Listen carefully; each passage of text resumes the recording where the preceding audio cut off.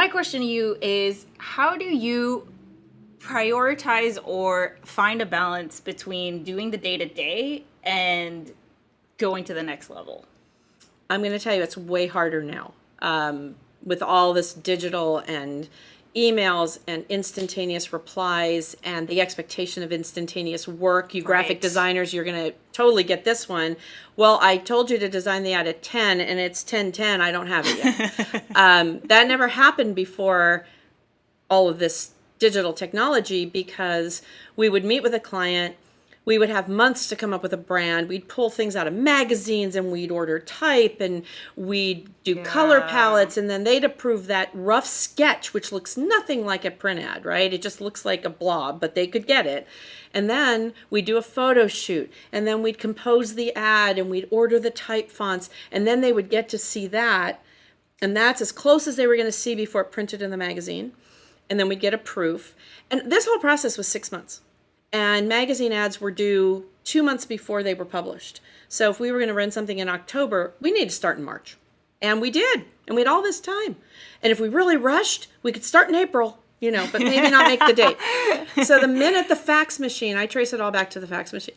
The minute the fax machine became a real thing, we had to buy them for our clients because they only spoke to each other. You had to have the same kind, right? So my agency, I didn't own it at the time. The one I worked for bought 10 fax machines, and I trotted them around to my clients. Wow. And the minute that client figured out that they could give me instantaneous direction, you got it. Then they wanted instantaneous work. So even before emails, even before my graphic artists had computers, it was the darn fax machine that screwed my entire life up.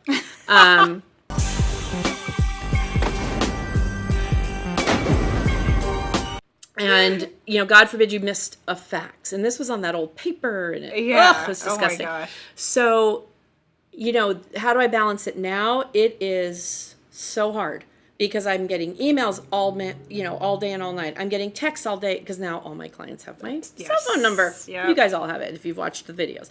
So you're getting texts every minute of every day. I had to buy a car that was smart enough to read me my texts because I have to do this all day. And I love my car and I love it, but now why doesn't it do emails, right? Because can't do that. Or why doesn't it read me my Facebook posts so I don't have to do that? Yeah, people call me through Facebook audio. Oh, yeah, that whole thing. Do not go to my personal page and send me a business message. Yes. Not going to get it. Yes. But at any rate, how do I balance it? It is, I got much quicker. Do you do weekly planning? I am a to-do list girl from way back from when you wrote them. My mother had a tactic. She had a little book, and she would write down the week. And then at the end of the week, say after she went shopping on Saturday, she would start next week's, and she would transfer what didn't get done. And so she would start. Yeah, she had this method, and I would stare and watch and do the same things. Mm-hmm. I write things on a to-do list that I just did so I can cross it off. I mean, I'm that anal retentive, right? Yeah. So I do keep using my notes on my Mac products. I keep a to-do list, and I have it just by client because we have 17 active clients. So it's not as easy as if I was running the Living Desert, where I could just be about what am I supposed to be doing here. Right. I have 17 clients that need everything done for them. So you got to manage expectations too, guys. You can't always promise your client instantaneous replies, instantaneous artwork, instantaneous everything. Yeah. Because that's the new normal. And then you're really screwed if they think that's the new normal. Because they expect it. Exactly. But last time, you did it in 10 minutes. Well, that's because Jeff was sitting here and I wasn't in the bathroom. So I had the time to make that happen. I did have a client complain that she emailed me at 10 o'clock and by 10:07 I had not replied. And I explained that I had gone to the ladies' room and I was very sorry. So that's when things are crazy and out of control. Yeah. So I do spend a little bit of time in the morning, and I try to teach my team to do the same thing: is come in, fire up the computer, and the first thing we do is check emails. First thing. I've already checked them at home. Yeah. You know, I lay in bed, first thing I do is check my emails. Yeah. Just to make sure I didn't miss something. And then read the headlines, you know, kind of get caught up on the day, because in my business, I can connect some dots reading headlines. Yep. There might be a topic that happened that affects a client or an industry I work with. So maybe there's a post forming in my head that ties to this national headline. So I tend to want to get myself organized. Yeah. Drive to work and do texts, phone calls, return all my phone calls on the way to work. Get here. We work 9 to 5. I chose to work banker's hours. But the team's expectation is you're working, you know, outside of that, because we're 24/7. And so I do emails first. Answer as many as I can, get myself organized, look at my to-do list, and then we utilize a project management system, which I know you do too, Trello.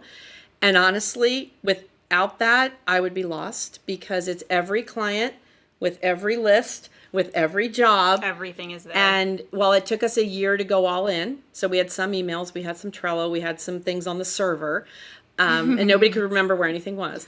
But once we all went all in, so that card contains every piece of information we have about that job. So in the car, in a meeting, at home, at 2 a.m, I can look something up.